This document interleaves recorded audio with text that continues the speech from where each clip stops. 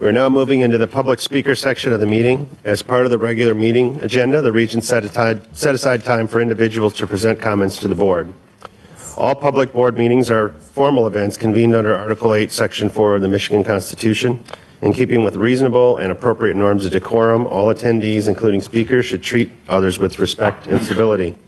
Individuals who are approved to speak will be expected to speak on the topic that was submitted during their registration submission, truthfully disclose any relevant organizational ties during the registration, and promptly cease speaking after the allotted time is allowed per speaker.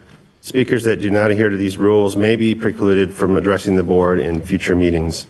And this is in addition to the guidelines that are published as part of public commentary. With that, we'd like to call and welcome our first speaker, Marta Mandy. Welcome. Welcome. You have 2 minutes to speak. Thank you. Thank you, President Ono and Regents. I'm Marta Manildi, LSA alum and president of Ann Arbor Wild Ones.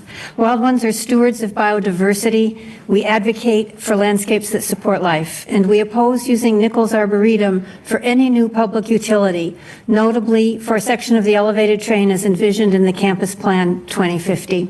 Routing an elevated train through any part of the Arb will undermine its ecological integrity and reduce the welfare of all Arb users. The Arboretum has been a beloved sanctuary for hundreds of thousands of visitors every year, year after year. The university's own Nature RX initiative, which is endorsed by President Ono, has demonstrated that such exposure to nature improves human physical health and emotional well-being. The land in question is a unique and vulnerable ecosystem for wildlife and an essential sluice for rainwater.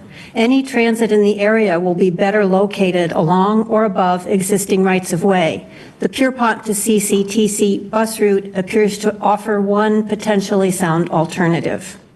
In an act of prescience in the early 20th century, the University Regents accepted a land gift from Walter and Esther Nichols, noting the special value of native trees and shrubs and a significant riverfront area to both citizens and students.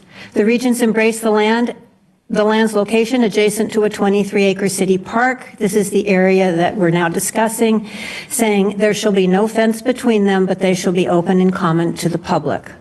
A century of development has now surrounded this protected land. A new massive superstructure over and through it will disrupt sightlines and will destroy critical habitats for native plants, insects, and birds foundational to food chains.